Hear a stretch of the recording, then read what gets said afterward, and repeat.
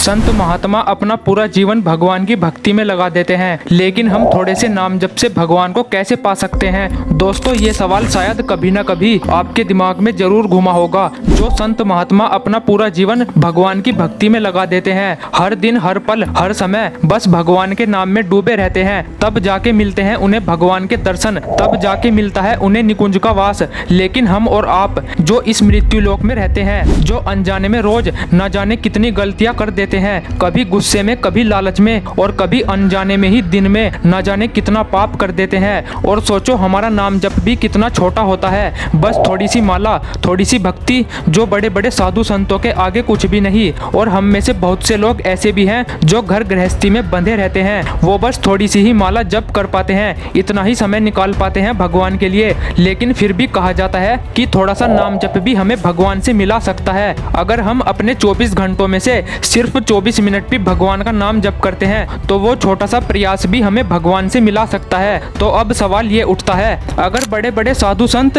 जो विरक्त होकर अपना पूरा जीवन भगवान की भक्ति में लगा देते हैं, जिनको अपना पूरा जीवन भगवान के लिए समर्पित करना पड़ता है, तब जाके उन्हें भगवान की प्राप्ति होती है, तो हम जैसे छोटे मोटे पापी इंसान जो बस थोड़ा सा ही नाम जप कर पाते हैं, वो कैसे भगवान को पा सकते हैं? क्या सच में थोड़ा सा नाम जप इतना शक्तिशाली होता है जो हमें भगवान से मिला सकता है, या इसके पीछे कुछ और रहस्य छिपा है जो संत महात्मा हमसे कभी सीधा नहीं बताते? और अगर इतने छोटे से नाम जप से भगवान मिल सकते हैं, तो ये बड़े बड़े संत महात्मा क्यों अपना पूरा जीवन विरक्त होकर बिताते हैं? तो चलिए आज हम इसी गहन रहस्य को समझने की कोशिश करते हैं, जो श्री प्रेमानंद महाराज जी ने अपने एक सत्संग में भी बताया है। दोस्तों, आप रेलगाड़ी या ट्रेन में तो जरूर बैठे होंगे। सोचिए, एक ट्रेन जिसमें एक इंजन होता है और उसके साथ बहुत सारे डिब्बे जुड़े होते हैं, और हर डिब्बे में हजारों यात्री बैठे हुए होते हैं जो अपनी मंजिल तक सुरक्षित पहुंचना चाहते हैं। और वे सब एक न एक जगह जाने के लिए उस जगह तक का टिकट खरीदकर ट्रेन में बैठते हैं और अपनी यात्रा को शुरू करते हैं। और ट्रेन का ड्राइवर यानी इंजन उन सब यात्रियों को उनकी मंजिल तक पहुँचा देता है। लेकिन अब एक बात सोचिए, अगर उस ट्रेन में इंजन ना हो तो क्या वो ट्रेन चल पाएगी? क्या उस ट्रेन के इतने सारे डिब्बे और उनमें बैठे लोग क्या अपनी मंजिल तक पहुंच पाएंगे? नहीं ना। आप चाहे कितनी भी दूर जाने के लिए तैयार हो, कितनी भी दूर का टिकट लेकर ट्रेन में बैठे हो, लेकिन अगर इंजन नहीं है तो ट्रेन का एक भी डिब्बा वहां से नहीं हिलेगा और ना ही आप अपनी मंजिल तक पहुंच पाओगे। उसी तरह हम सब जितने भी सांसारिक प्राणी हैं, एक तरह से हम भी उस लंबी ट्रेन के डिब्बे हैं, और हमारे गुरु, हमारे संत और स्वयं परमात्मा ये उस लंबी ट्रेन के इंजन की तरह है। इनमें वो शक्ति है, वो ऊर्जा है जो हमें हमारे लक्ष्य की तरफ खींचकर ले जा सकती है। दोस्तों, जब तक कोई डिब्बा बिना इंजन के अकेला खड़ा है, तब तक वह शून्य है, निष्क्रिय है, वह वहीं का वहीं रहेगा। ठीक वैसे ही जब तक हम अपने अहंकार और संशय में अकेले पड़े हैं, तब तक हम अपने लक्ष्य तक नहीं पहुंच सकते। लेकिन जैसे ही कोई डिब्बा उस शक्तिशाली इंजन के साथ जुड़ जाता है, यानी जैसे ही हम किसी संत सदगुरु के चरणों की शरण में आ जाते हैं, उनके सत्संग सुनते हैं और उनको अपना गुरु मानकर उनके बताए मार्ग पर चलते हैं, तो क्या होता है? जो शक्ति इंजन में होती है, वही शक्ति उन सब डिब्बों को भी मिल जाती है। यानी जो ऊर्जा हमारे गुरु में होती है, वही ऊर्जा हमें भी मिल जाती है।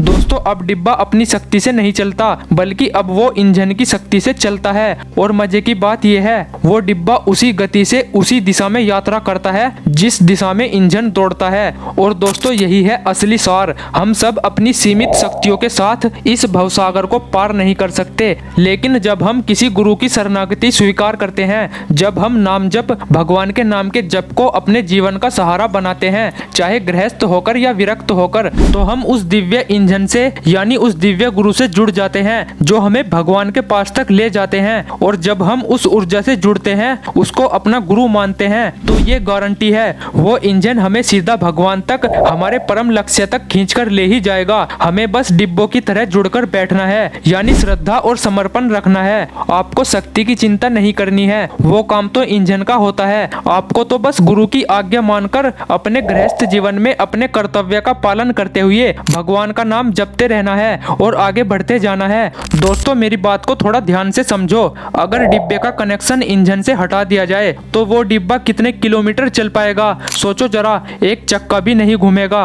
और अगर बीच रास्ते में चलती ट्रेन ट्रेन को रोककर इंजन हटा दिया जाए तो जो 20-25 डिब्बे इंजन से जुड़े होते हैं उनका कोई सामर्थ्य नहीं जो 1 इंच भी आगे बढ़ पाए। और अगर इंजन से उनका कनेक्शन कर दिया जाए तो जो इंजन जहां पहुंचेगा वहीं वे सारे डिब्बे भी पहुंचते हैं, है ना। उसी तरह हम सब डिब्बे हैं और हमारे आचार्य, गुरु और संत इंजन है। हम अपना कनेक्शन उनसे कर लेते हैं और उनके चरणों की शरणागति ले लेते हैं। हम उनसे अपना संबंध मान लेते हैं कि ये हमारे गुरु है, ये हमारे स्वामी है, हमारे सर्वस्व है। तो वे हजारों को ले जाते हैं। इंजन में तो 2 या 3 ही लोग होते हैं, लेकिन डिब्बों में 100-50 हजारों लोग बैठे रहते हैं जो इंजन के ड्राइवर पर पूर्ण समर्पित रहते हैं। यानी ऐसे संत जो रात दिन भगवान के भजन में लगे रहते हैं वो हजारों को समेट कर ले जा सकते हैं। जो अधिकारी नहीं है उनको भी, यानी कुछ लोग अधिकारी होते हैं, मतलब जो इतने कैपेबल होते हैं कि अपनी शक्ति और भक्ति से भगवान के निकुंज तक खुद जा सकते हैं। लेकिन बहुत से लोग ऐसे होते हैं जो अभी अधिकारी नहीं है, यानी अभी उनमें वो शक्ति, डिसिप्लिन या भक्ति की कैपेबिलिटी नहीं है कि वो खुद भगवान को पा सके। ऐसे लोग भी संत और गुरु की कृपा से भगवान तक जा सकते हैं। दोस्तों, नारद भक्ति सूत्र के 3 अध्याय के 50वें सूत्र में लिखा है, स तरति स लोकान तारयति। इस सूत्र का अर्थ है जब हम प्रेम की पराकाष्ठा पर पहुंच जाते हैं, जब हमारा प्रेम सिर्फ और सिर्फ भगवान के लिए हो जाता है, तब क्या होता है। सूत्र का पहला हिस्सा स तरति यानी वह भक्त पार कर जाता है, वह पार कर जाता है। यहाँ पार कर जाता का मतलब है वह इस माया के सागर को, इस जन्म मृत्यु के चक्र को, सारे दुखों को पार कर जाता है। और सूत्र का दूसरा हिस्सा स लोकान तारयति, इसका मतलब है वो सिर्फ खुद ही नहीं तरता बल्कि अपनी उपस्थिति से, अपने उपदेशों से, अपनी करुणा से पूरे संसार को भी तार देता है। यानी वो दूसरों के लिए भी मुक्ति का मार्ग खोल देता है। और दोस्तों, महर्षि नारद यहाँ 2 बार सैतरती क्यों कह रहे हैं? सिर्फ इसलिए ताकि सुनने वाले को पूरा विश्वास हो जाए कि इसमें रत्ती भर भी संदेह नहीं है। जिस इंसान ने भगवान से अटूट प्रेम कर लिया वो निश्चित रूप से इस संसार बंधन से मुक्त हो जाता है। जो भक्त प्रेम की सर्वोच्च अवस्था पर होता है वो एक नाव जैसा बन जाता है। वह खुद तो पार जाता ही है पर अपने साथ जुड़े हुए लोगों को भी इस भयंकर संसार सागर से आसानी से पार लगा देता है। यही है नाम जप और शरणागति का सबसे बड़ा फल, पहले खुद तरना और फिर दूसरों को भी तारना।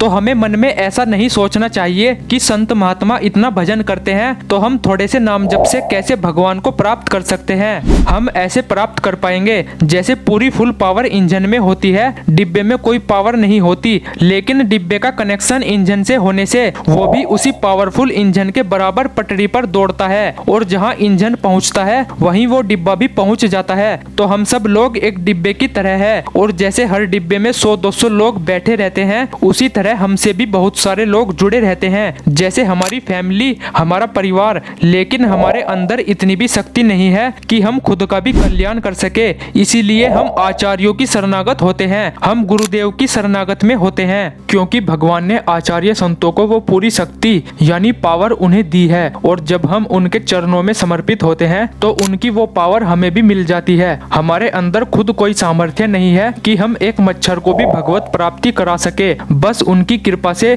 गुरुदेव की कृपा से, उस इंजन की कृपा से हम जिन हजारों लोगों को चुनते हैं जैसे कि हमारा परिवार, वो सब उनकी कृपा से पास हो जाते हैं, उनकी कृपा से पार हो जाते हैं। तो हमें अपनी योग्यता पर नहीं बल्कि गुरु की कृपा और उनके सामर्थ्य पर विश्वास रखना है। हमें बस उनकी आज्ञा के अनुसार चलना है। और अगर हम ऐसा करते हैं तो ये गारंटी है कि हम निश्चित रूप से भगवत प्राप्ति कर जाएंगे। और ये सब होता है संबंध से। जब हमारे मन में ये भाव आ जाता है कि ये हमारे गुरुदेव है, ये हमारे स्वामी है, ये हमारे भगवान है, ये हमारे इष्ट है, तो बस इसी संबंध की डोर से भगवान हमारा कल्याण कर देते हैं।